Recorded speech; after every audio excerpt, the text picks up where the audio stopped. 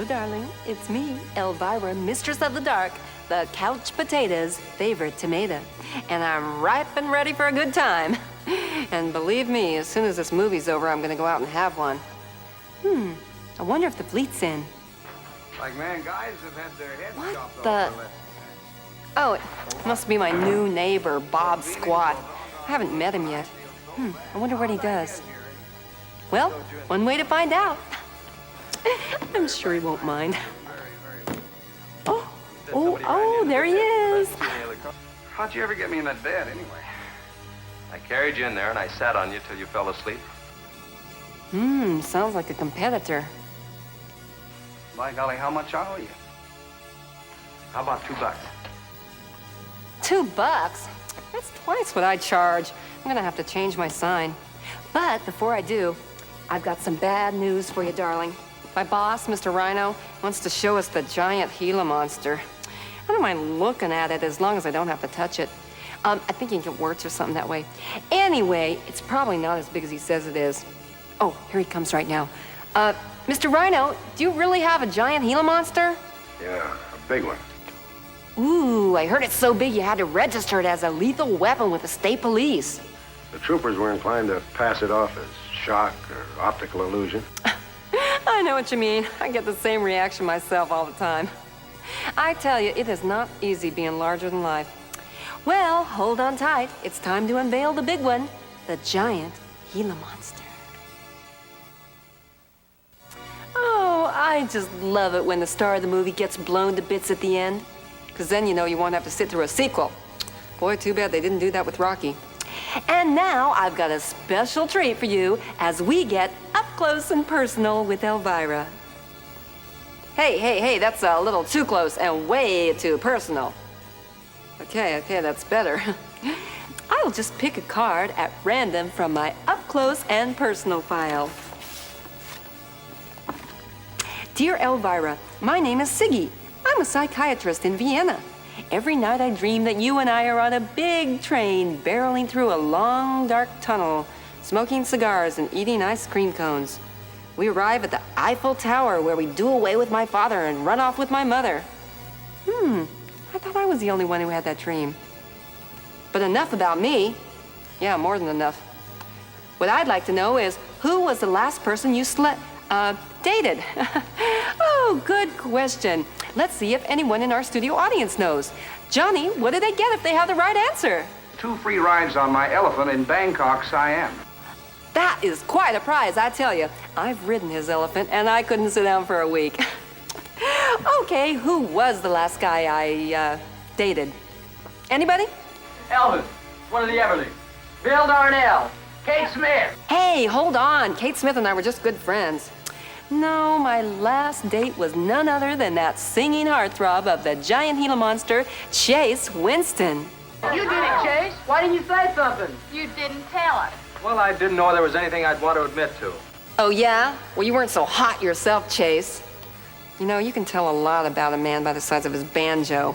And listen, gals, never go out with a guy whose idea of a good time is running over lizards with his hot rod. But just because I'm never going out with that jerk again doesn't mean it's all over between you and me, darling. So whenever you want to get up close and personal, you know where to find me. Until next time, unpleasant dreams.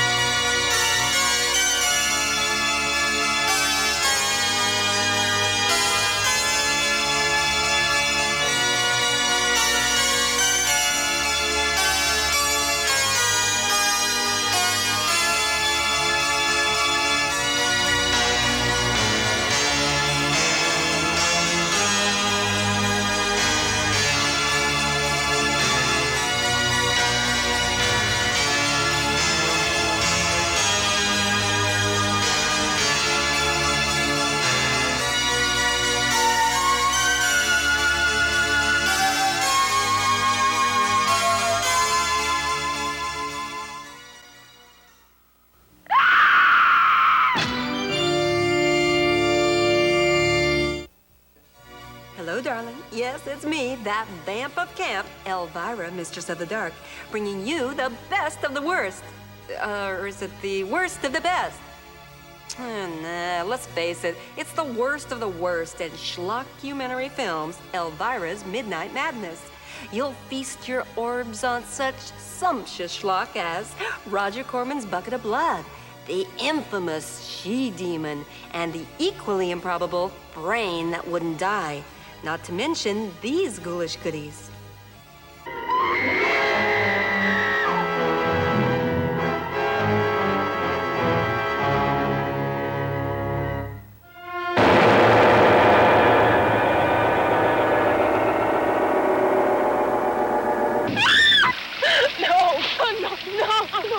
No, please, please.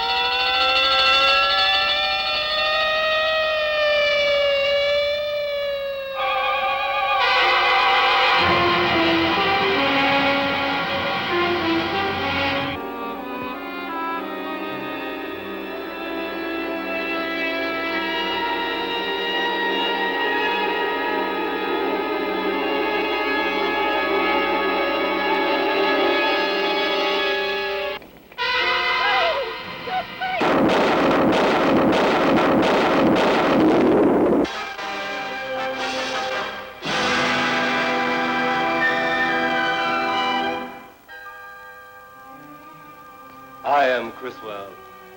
For many years I have told you the almost unbelievable, related the unreal, and showed it to be more than fact. Now I tell you a tale of the threshold people, so astounding that some of you may faint. This is a story of those in the twilight time, once human, now monsters, in a world between the living and the dead. Monsters to be pitied, monsters to be despised.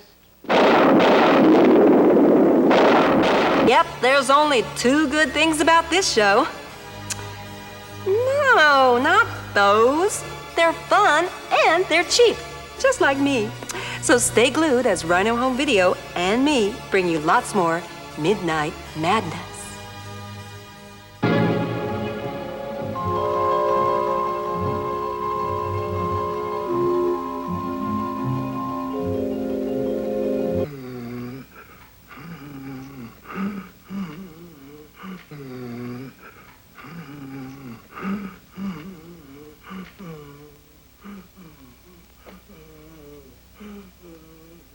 Do it now! A guy can get killed around here.